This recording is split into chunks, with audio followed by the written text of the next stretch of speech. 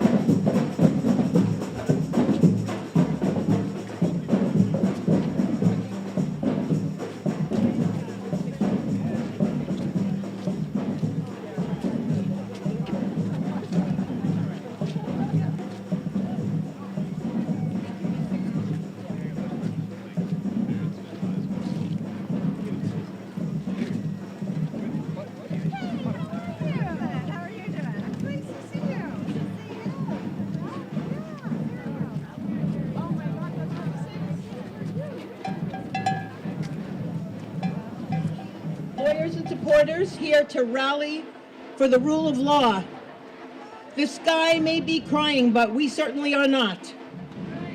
We are energized to be part of the roadblock to violations of the rule of law and to protect this democracy. I'm Leslie Black, a Vermont lawyer. Like you, a group of lawyers were concerned about the assault on our democracy and the violations of the rule of law, and we organized this march and rally. I am very happy to see all of you here today and in such great numbers.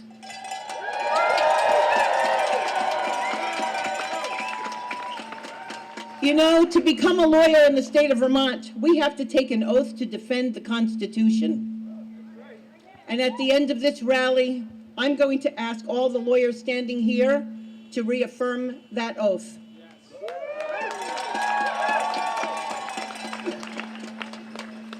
The rule of law is an essential aspect of our democracy.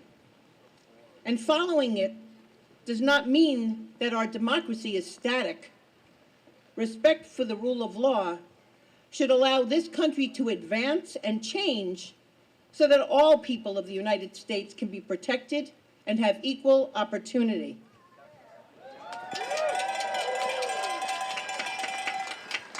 Our group is here, and it includes our first speaker, David Silver. David has been a trial lawyer for 41 years. In practice in Bennington, private practice since 1992, and he concentrates on criminal defense. He graduated from Cardozo Law School in 1983 and became a public defender for the state of New York, and then a federal public defender in New York City. After moving to Vermont in 1990, he served as the Bennington County Public Defender, and he's up here from Bennington today.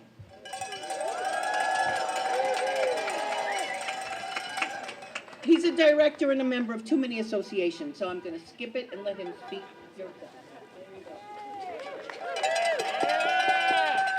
Hey, hey, hey! All right. It's great to see all of you here. You know, we're making history today, folks. Never before in the history of the Vermont legal community have so many lawyers gathered in one place and actually agreed on something. All right. We agree that the rule of law is the bedrock and the foundation of our democracy. It is the glue that holds our democracy together. And what we have seen in the last 100 days has made us realize that that foundation, that democracy, is more fragile and vulnerable than we ever thought it was, and that it needs our active support for it to endure.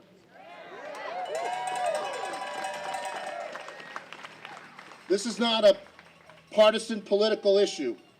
We're not here as Republicans or Democrats, conservatives or progressives. We're here as Americans and lawyers and members of our community that care deeply about defending the Constitution, due process of law, and the rule of law.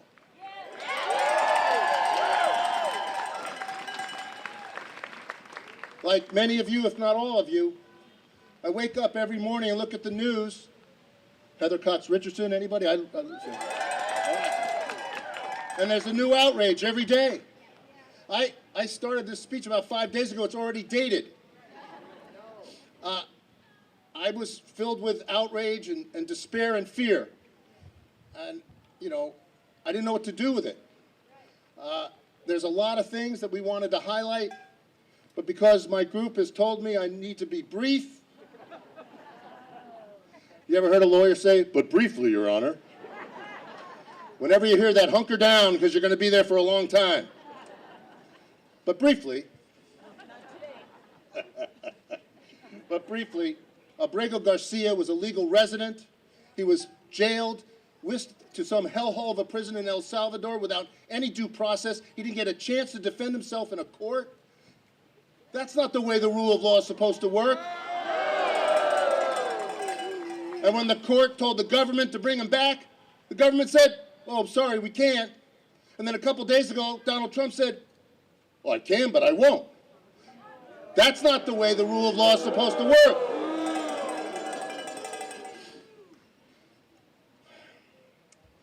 when Judge Boasberg told the government, stop flying the planes of immigrants out of the country and take the planes that are flying and bring them back, the government ignored that order. That's not the way the rule of law is supposed to work. Mahmoud Khalil, a legal resident, was jailed and his green card revoked. Why? Because he expressed opinions the government didn't like. And here in Vermont, Moshe Mahdawi, a legal resident, was arrested by masked agents at his citizenship interview. Why? Because he expressed opinions the government didn't like. And tough students, Rumesa Azturk, we all saw what happened to her. She was arrested on the street by masked agents. Her crime? Expressing an opinion the government didn't like. That's not the way the rule of law is supposed to work. And the violation of separation of powers by the government, defunding, dismantling, destroying agencies created by Congress for the good of our country.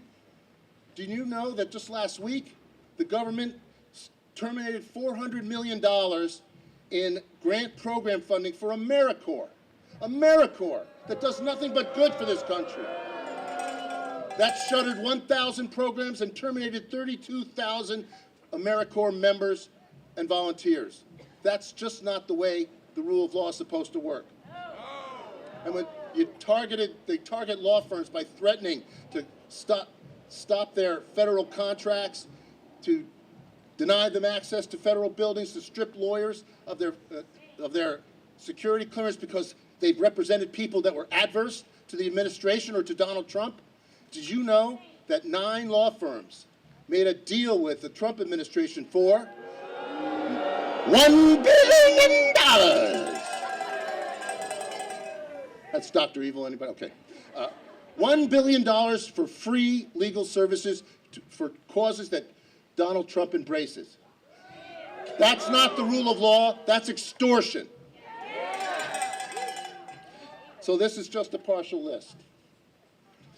But my outrage and my fear and my anger and my despair was accomplishing absolutely nothing. But it was annoying my friends. A bunch of lawyers felt the same way. We were talking about it on listservs and emails. We all got together, and it was a great group of lawyers. We didn't agree on anything, but we did agree that the rule of law was essential to our democracy, that it was under attack, and we wanted to do something. And that's how our statement came about, and that's how this march came about, and we reached out to you, our legal community, and the community at large, and you all stepped up. You stepped up. All right.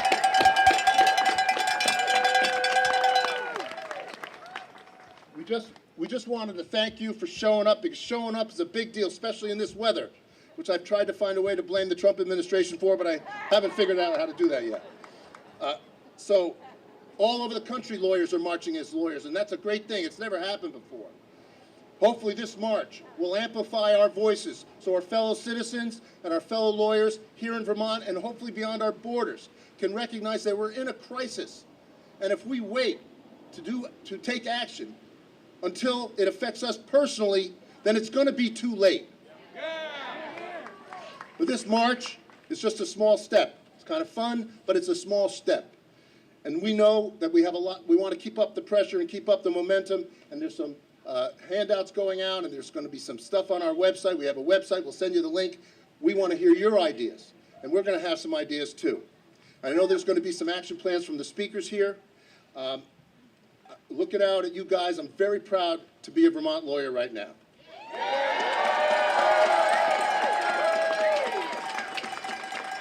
I've always been proud to be a lawyer. At its best, it's a noble profession. At our best, we are guardians of the rule of law. But now I'm both proud and somewhat ashamed. I'm proud when I see our profession at its best, when we see the Vermont ACLU representing Moshe Mahdawi and Rumesa Azturk, right? And our own Jill Martin Diaz representing immigrants. And the lawyers all over the country that are filing over 100 lawsuits and have 50 TROs. It's really heartwarming. And attorneys general from all over the country, including our own, defending the rule of law. And so far we can take heart that judges from all political leanings are standing firm in defending the Constitution and upholding due process. And how about our own Judge Crawford letting Moshe Makdawi out yesterday? How about that? Yeah. Well, what shames me is that much of the assault on the rule of law is being defended by lawyers, government lawyers. These lawyers took the same oath that we did. We all took the same oath not to knowingly prosecute any unlawful suit and not to directly or indirectly do any act or thing injurious to the Constitution. How can you stand in front of a judge and argue with a straight face that the deportation of 238 Venezuelan migrants is just, without any due process, is justified under the Alien Sedition Act of 1798? An act that by its plain language requires a declaration of war. How is that argument consistent with your oath as an attorney? It's not. So look, I know it's hard to say no to your boss. These people have families, they have family responsibilities, they have mortgages, they got car payments, they have student loans. But if your boss tells you to do something unlawful and untruthful, it's your duty as a lawyer to say no.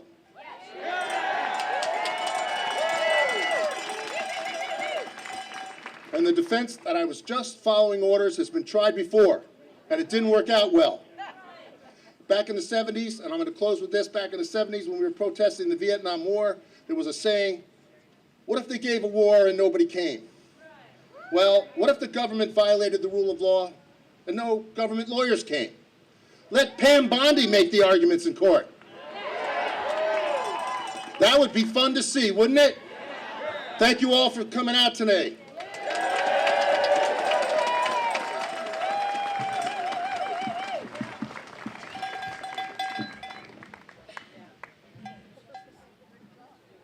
Thank you, David. Our next speaker is Harrison Stark, a senior staff attorney at the Vermont ACLU affiliate. And he has litigated a range of civil rights and civil liberties matters in state and federal court, including cases addressing free speech, anti-discrimination, reproductive autonomy, separation of powers, and government transparency. Here he is, Harrison Stark.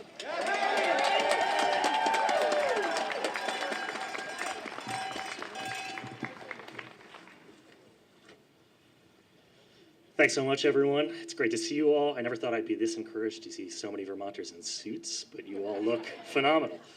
My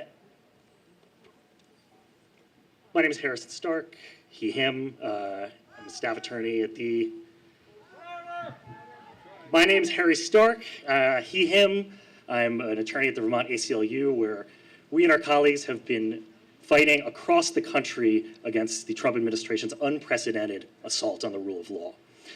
And I'm here to tell you what you likely already know, which is that we are in a moment of profound precarity for our institutions and our constitutional democracy.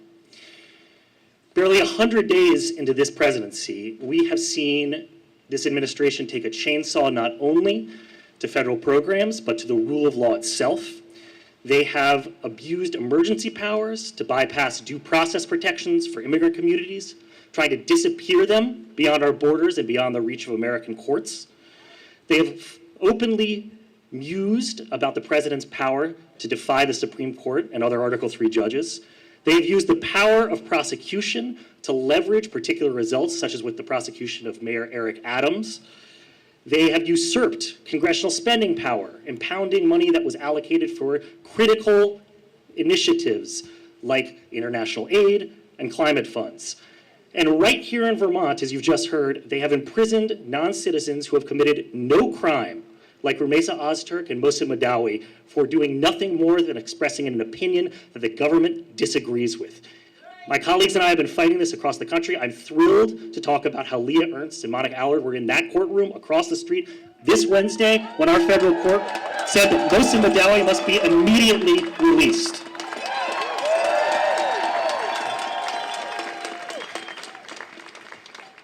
And I think it's important that we all be completely clear-eyed about what the end game is here. The reason they're doing this is because they envision a country and a Vermont that is unrecognizable from the one that we cherish. They want a country and a Vermont without immigrants, a country and a Vermont without reproductive autonomy, without gender-affirming care, and a country and a Vermont that is afraid to teach the darkest but most important aspects of our shared history and to express views that the government does not like. But what is critical is that they know that they can't do this without our help. They can't do this without getting us to help them do their dirty work for them. And this is really, I think, the essential logic of this political moment in this administration, is that they know what they are doing is unlawful, and they are looking for any leverage they can possibly get, whether it's sham investigations, certifications, threats of funding removal, to essentially squeeze our institutions into complying voluntarily with their unlawful directives. And make no mistake, these directives are absolutely unlawful. And when institutions have found the courage to fight back, they have won. When law firms have sued the administration over presidential executive orders that target them because of clients they've taken on or arguments they have made in court, they have won.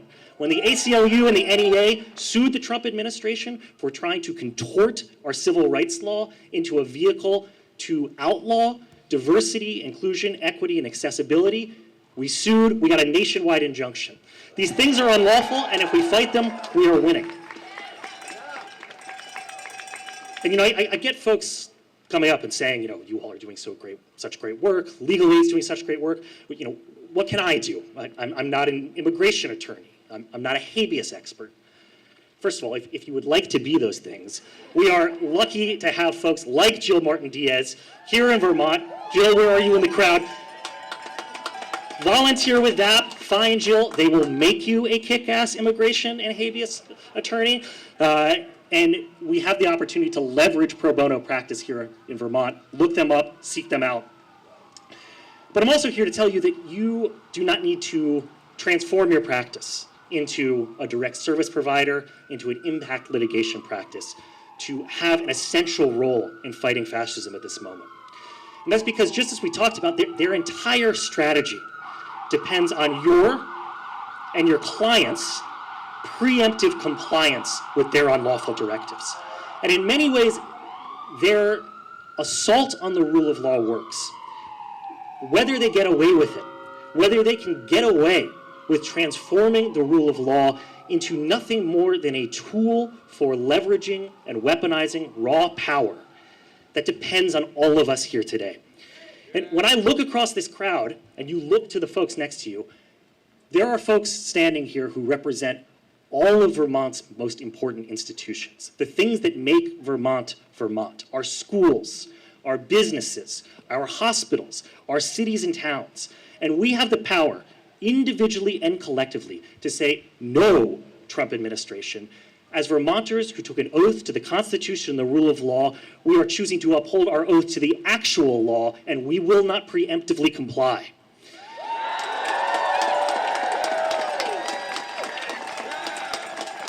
And I hear what folks might be saying. Folks are scared. Our communities are scared. Our clients are scared. And justifiably so. I mean, the threat of losing funding, the threat of criminal investigation, the threat of political persecution, these things are terrifying. But, and I know that it is candidly hard to advise your local clients here in Vermont and each other to find the courage to fight back when far more powerful institutions, the Columbia Universities, the Skaddens, the Paul Weisses, are choosing to fold at this moment. But as cheesy as it sounds, I really do genuinely believe that we have something that they don't. Vermont is a special place. We all know it. It's why we're here. When I first came to practice here, people talked about the Vermont way, the collegiality, the civility, the mutuality, the idea that beyond one individual lawyer or one individual case, we all owe each other something larger than ourselves. An ecosystem, a life world about the rule of law and about the systems we operate in and the world we're creating through our lawyering. And now is the time for us to commit collectively to preserving that ideal. The administration is banking on lawyers across the country, being risk averse, looking at the short-term timeline and complying, thinking it will save them. It will not. I'm here to tell you that even if you do everything this administration says, they are still coming for us. The only way we are getting through this is collectively, together, holding the line.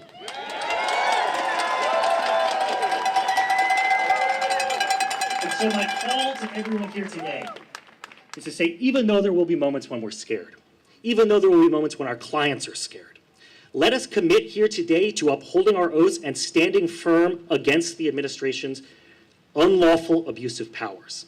When they try to conscript Vermont into participating and helping them in their cruel, unconstitutional mass deportation program, do not preemptively fold. When they try to come for our hospitals, for making Vermont a safe haven for reproductive autonomy and gender-affirming care, do not preemptively fold. When they come for us based on who we love, the way our children represent themselves, what our schools are teaching, what we say and we believe, do not preemptively fold. We have everything here we need. The law is on our side. The Constitution is on our side. History is on our side, and we will have your back. When we hold the line, Vermont will hold the line, the ACLU has your back, Attorney General Charity Clark has your back, our wonderful courts and judges have your back, and the people of Vermont have our back. Let's make the Vermont way a model for the nation. Thank you. Let's do it.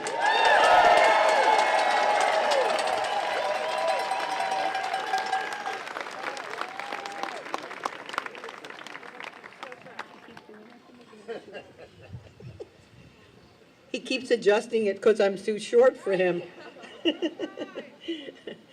Our next speaker is Charity Clark, the first woman elected as the Attorney General of the state of Vermont.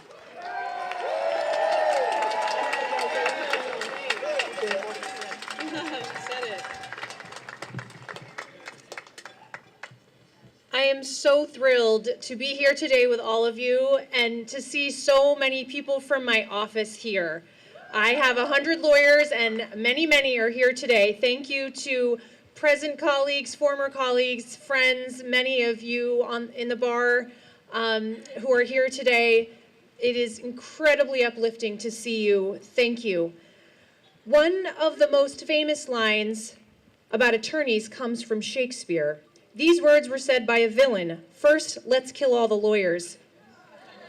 Because he knew that it is lawyers who have the power, the loyalty, the smarts, and the respect for the rule of law to stop a revolution of corruption and greed. We gather here today in our court attire and maybe our sneakers to demonstrate this Saturday our commitment to our profession, to the rule of law, and to using our power for good.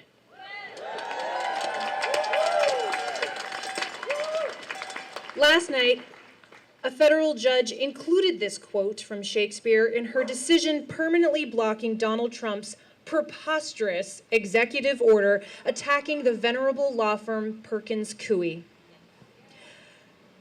Disposing of lawyers is a step in the direction of totalitarian form of government, she wrote.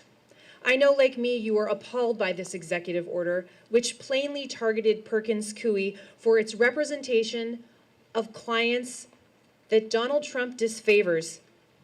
And I was proud to join fellow state attorneys general across this country in filing an amicus brief in the lawsuit in that case.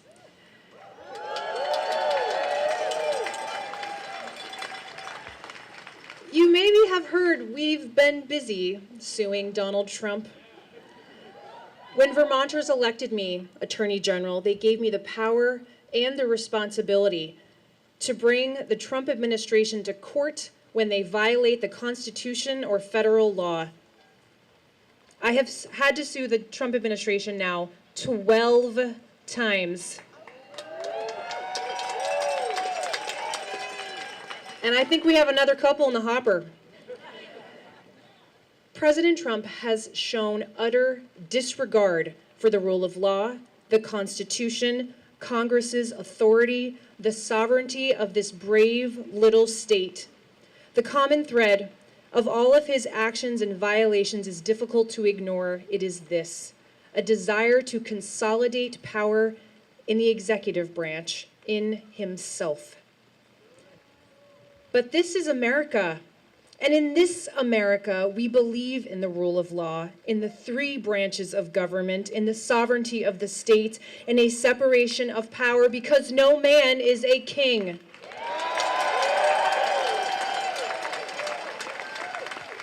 That's kind of one of our major brands, right? It's freedom. It's a melting pot of immigrants, and it's no kings. No kings. And the only queen we have is Beyonce. That's it. It is true that we have to accept voters in America elected Donald Trump to be president, and he has a right to install his vision for this country. But he does not have the power or the right to violate the Constitution of the United States or federal law, because no one is above the law, not even the president. As your Attorney General, I'm going to keep fighting any illegal or unconstitutional actions of this president and his psycho-fanatic, and incompetent cabinet.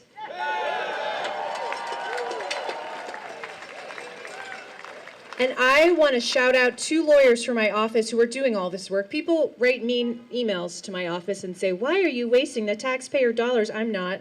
I'm wasting Saturdays and weekends of myself and a handful of incredibly devoted lawyers. The Solicitor General, John Rose, is here, and the Deputy Solicitor General, Ryan Kane, are here. Let's give them a round of applause. Thank you, guys.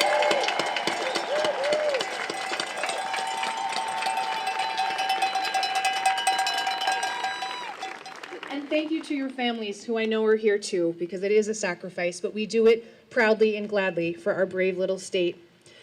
When I was spending Saturday nights studying in the Boston College law library, like a big nerd, when I was studying for the Vermont bar exam and then the New York bar exam, because I'm an overachiever, when I slept with my BlackBerry, remember those, under my pillow, when I was a lawyer at a big law firm in New York City, when I came back to Vermont pregnant with my 11th generation Vermonter baby, and when I made my way to the Vermont Attorney General's office, could I have even imagined this rally? Could I even have imagined being called to not just advocate for my clients, but to fight through my one client, the state of Vermont, for our very democracy? Here's what I have to say to each of you. Remember why you chose this profession. Remember the ideals that led you here and the good work you hoped to do and are doing, and the impact you wanted to make. In this moment, our country needs you more than ever. To stand up for the rule of law, yes, but also there are nonprofits and individuals who are impacted by the Trump administration's unpredictable, unconstitutional, and illegal actions, and they need help from you. I cannot represent them. I'm only allowed that one wonderful client, the state, but you can help. I am proud to stand up for the rule of law, our advocacy and representation of our clients, free speech, due process, and all of the foundational principles that our legal system rests upon. I'm going to keep speaking up. Last week, in an open letter to the legal community, 24 attorneys general got together. We said we must not capitulate to President Trump and his unconstitutional executive orders targeting law firms. And before that, I filed amicus briefs and 4 different lawsuits brought by the 4 law firms who sued the Trump administration over their illegal actions. Is now a good time to mention that we are hiring? Okay, I dropped that in there. Let me close by saying this: do not despair. Our country is strong. It was designed to overcome a tyrant king. It was designed to be a government of the people. Say it with me. By the people. For the people. For you. It is a republic. If we can keep it, and we can, now is the time we fight for it. Thank you.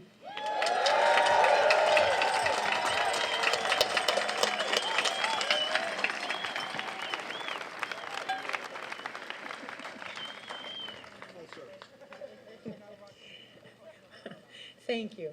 Our next speaker is Dawn Siebert.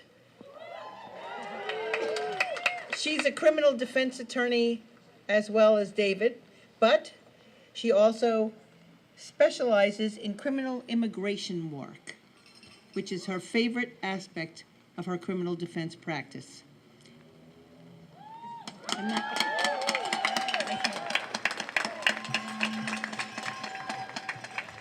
Is that good? Can you guys hear me?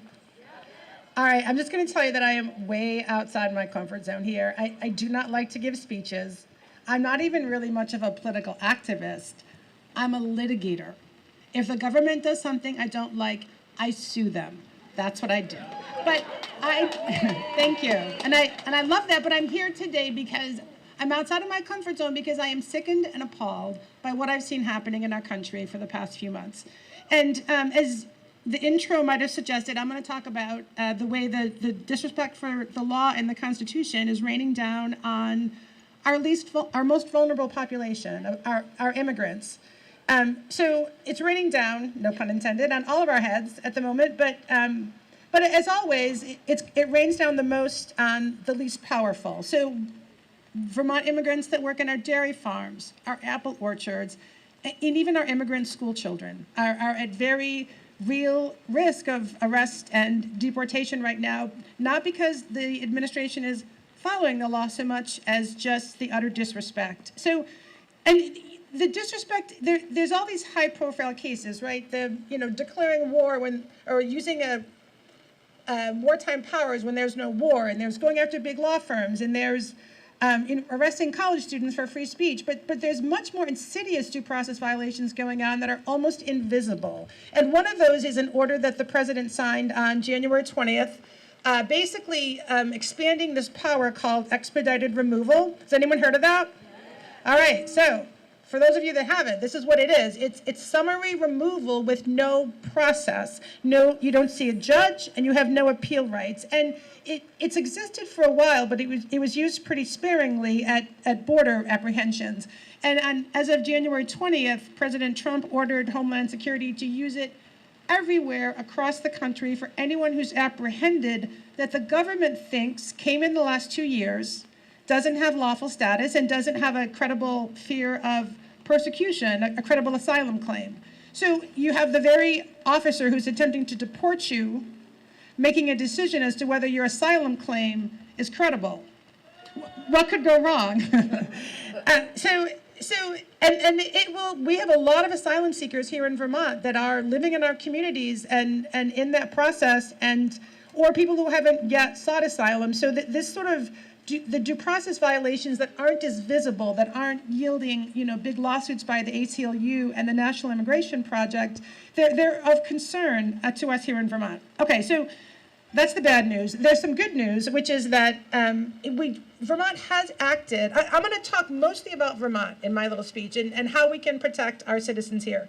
So 3 years ago, in 2022, Vermont passed a law protecting immigrants who are coming from inner courthouses or going home. So we drew a big circle around courthouses. Yay, right? Yay! So that's great. And what I want you guys to know, you lawyers, is that statute exists, 12 VSA 3577.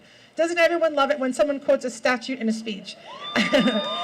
This is why they don't let me give speeches. But what I want to say is that statute is out there. It's Vermont's way of saying, federal government, stay out of our courthouses. You may not arrest our immigrants. It protects not just litigants, not just witnesses, but anyone who's accessing our courthouses. And guess who the enforcer of that statute is?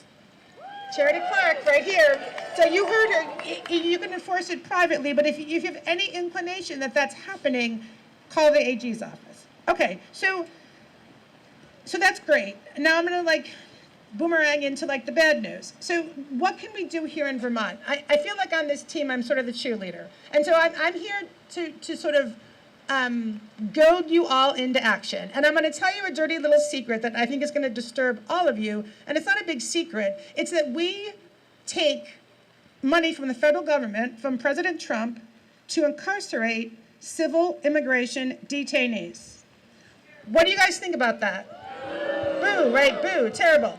Okay, So, but right now, because the executive is actually trying to funnel Northeasters, when they've arrested college students, for instance, in the Northeast, they've tried to funnel them to the South very quickly. So we actually don't want to get rid of the contract right now. Right now, that contract is our friend because we need to keep Vermonters and other people in the Northeast in the Northeast. But this is the problem, and this is something maybe you guys don't know.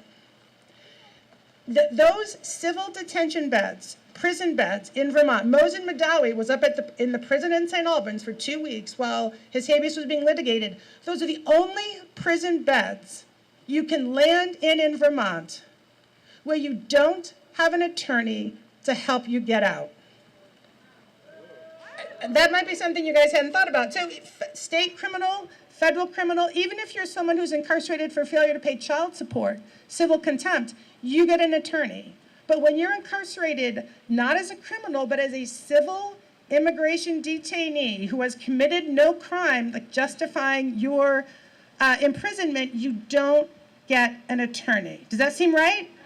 No, it's not right. So across the country, jurisdictions have acted to protect their citizens and to provide counsel. So at last count, 10 states and 55 jurisdictions funded removal defense for people that were detained within their states. New York State has done, I know, yay, yay. New York State has done it since 2019. New York City has done it since 2014. And it will not surprise you that the rate of success in removal proceedings, in defeating the government, goes from about 4% to 40% when you have an attorney. Unbelievable, right? Okay, so my call to action is this.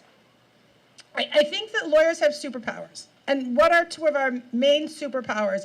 One, we're litigators. We can litigate, right? And I'll talk about that in a minute. But we also can affect policy change. Like, we're policymakers. Not so much me. I'm a litigator. But David Silver already called out Jill Martin-Diaz at the Vermont Asylum Assistance Project. Jill, can you come up for a minute? I don't know where you are, but come on up. I want people to know who you are. Woo! All right, Jill.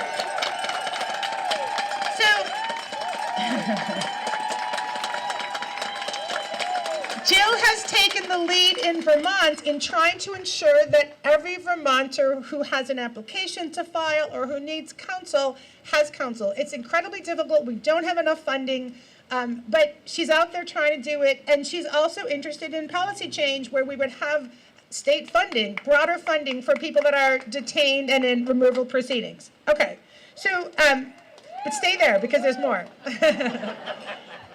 Okay, so there's policy change, and that's the policy change I call on all of you to seek. Talk to your legislators, talk to Jill, let's get some momentum. Even if we just took the money that we got in from the contract and took that to providing some kind of representation. Yay! So that's the superpower, the policy-making superpower that we can use. The other piece is litigation.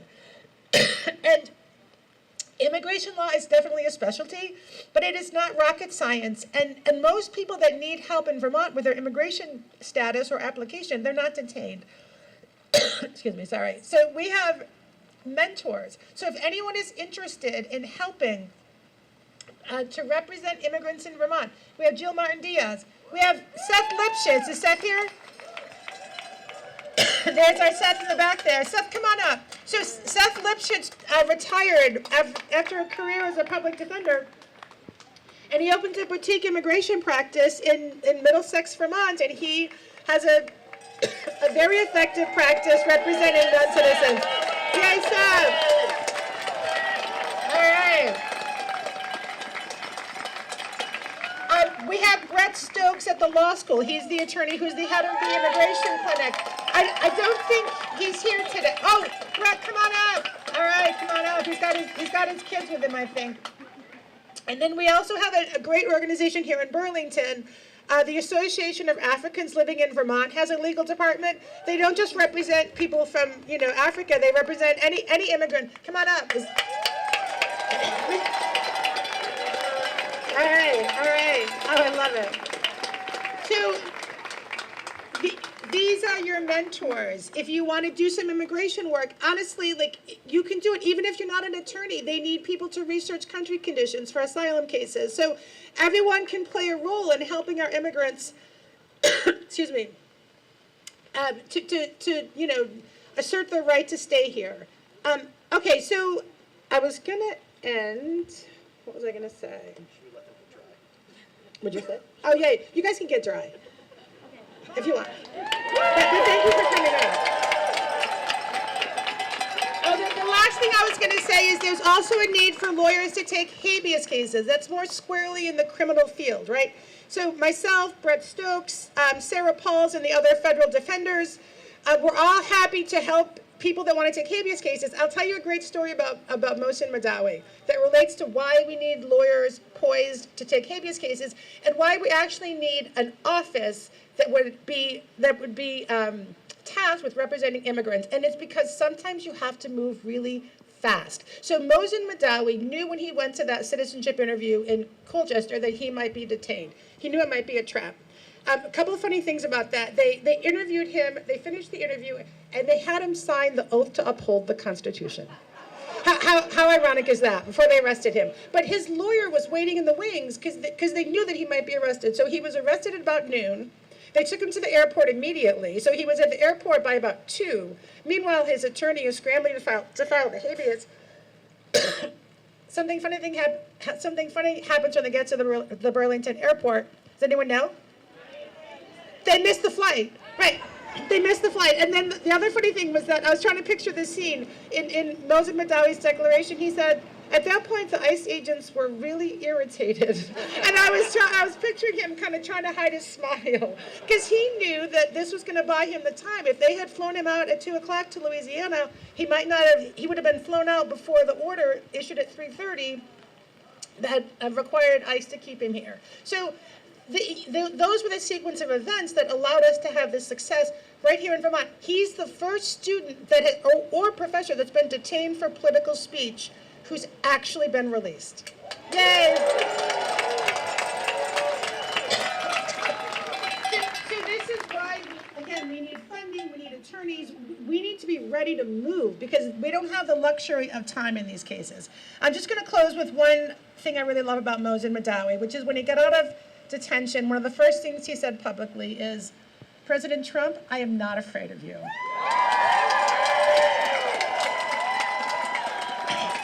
And we should not be afraid either. I exhort all of you to figure out how you can roll up your sleeves and get to work to draw a circle around Vermont and a circle around Vermonters' due process rights. Thank you. Our final speaker today is Elizabeth Shackelford, who's a lecturer at Dartmouth College, a senior policy director at the Dickey Center for International Understanding, and a foreign affairs columnist for the Chicago Tribune. Aside from the fact that she was originally an associate at Covington and Burling, one of the law firms that are not in great shape with Trump, she joined the U.S. Foreign Service and worked on reform for U.S. aid in countries across the globe. As a career diplomat, she had postings in Poland, South Sudan, Kenya, Somalia, and Washington, D.C.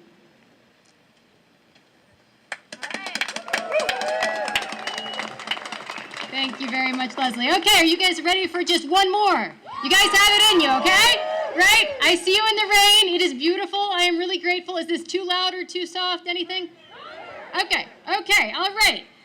So I'd like to start, first of all, for the immigration lawyers. I've worked all over the world. You guys need somebody to comment on, the conditions in a lot of these countries. Please call me. I love this. I've got a new idea of how I can contribute.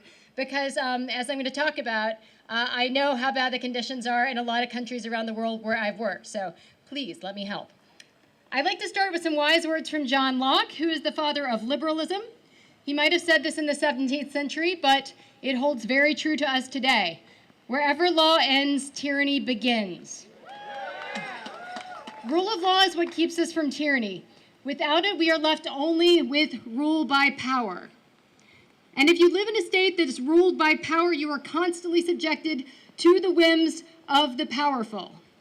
I started my career in law I am a very proud alum of Covington and Burling. It is the first law firm that Trump sicked an executive order against. They have been fighting it ever since because they represent a lot of Trump's enemies. I'm very proud of that heritage.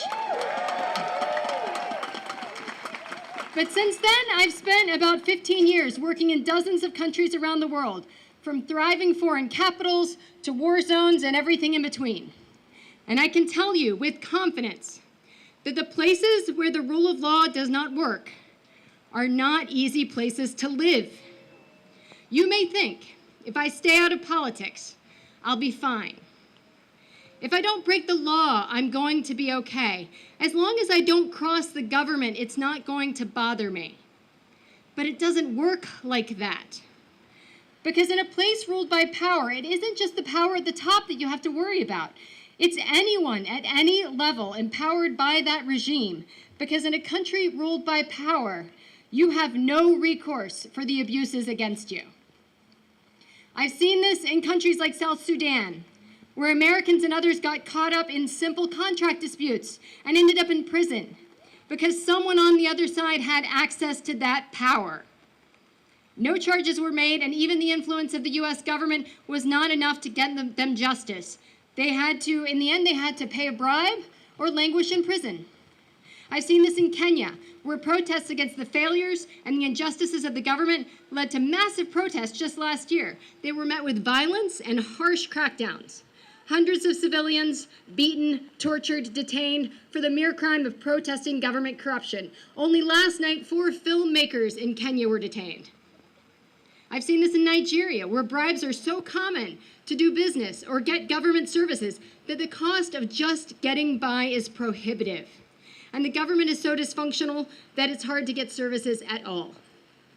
I've seen this in countries like Egypt and Ethiopia, where it's nearly impossible to hold the government to account because journalists and lawyers who try to expose that corruption themselves are locked away or assaulted or worse. I've also seen how fast things can change when a government starts abusing its laws to oppress its people and suppress dissent.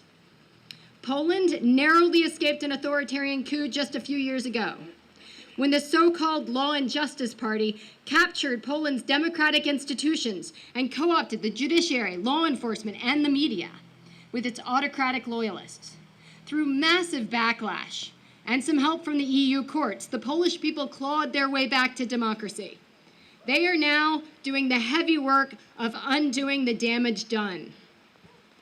In Georgia, the country of Georgia, a new law just last year imposes vague restrictions on free expression and assembly, allowing preventative detention, even on suspicion. This has been the regime's reaction to months of protests against the ruling party's attempt to centralize authoritarian rule. Serbia has just marked 6 months of protests against a corrupt administration after a deadly roof collapse at a train station last year. Their message to the government, and one we should pay attention to: corruption kills. Make no mistake about it, the path that our country is on today leads to these outcomes. What makes our country different is that our country's culture and tradition of the rule of law is very well established. That tradition has enabled us to become the most prosperous country on earth. Most of these countries have only had a couple of generations into theirs. After the end of the Cold War and the end of colonialism, they know what it's like not to have what we have. They certainly wouldn't give it up without a fight. I could go on and on with more examples, but the lesson the world has shown us is clear. In a country without rule of law, you will be poorer, less secure, less safe, and less certain. And once you lose the rule of law, it is very difficult to get it back. Experience around the world also tells us that the very best time to fight back is right now, because every day the assault on the rule of law continues, it's going to be harder to get it back. And every day, we are losing just a little bit more. I think about my very brave friends all around the world who have sacrificed and risked so much fighting for what we take for granted here. And we can't do that anymore. I don't want to live in a country that is marred by corruption and bribery or incompetence and lawlessness. I want to live in a country ruled by law. And if you do too, we rally today in the rain, we rally tomorrow, and we keep on doing it until we are certain that the rule of law is secure in our country once again. Thank you.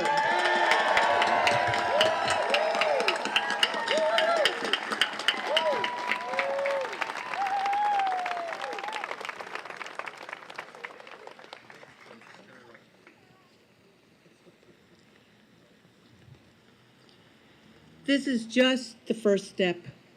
We're not done. We haven't even begun. I want to thank the people who actually helped us pull this together. Sambatukara, John Bauer for our sound system, C. Storm for our graphics and our webpage, Pam Kranak for our big banner, the Vermont Bar Association who helped, our individual donors, and this church who gave us this property.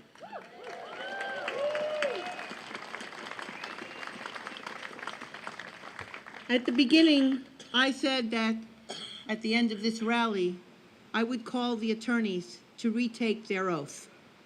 And I'm going to do that now. So if everyone is prepared, repeat after me. I do solemnly affirm. I do solemnly affirm. That I will be true and faithful. That I will be true and faithful. To the state of Vermont. To the state of Vermont. And that I will not. And that I will not. Directly or indirectly. Directly or indirectly. Do any act or thing. Do any act or thing. Injurious to the Constitution. Injurious to the Constitution. Or government thereof. Or government thereof. Under the pains and penalties of perjury. Under the pains and penalties of perjury. I do solemnly affirm. I do solemnly affirm. That I will be true and faithful. That I will be true and faithful. To the United States of America. To the United States of America. And that I will not. And that I will not. Directly or indirectly. Directly or indirectly. Do any act or thing. Do any act or thing. Injurious. Injurious. To the Constitution. To the Constitution. Or government thereof. Or government thereof. Under the pains and penalties of perjury. Under the pains and penalties of perjury. Thank you.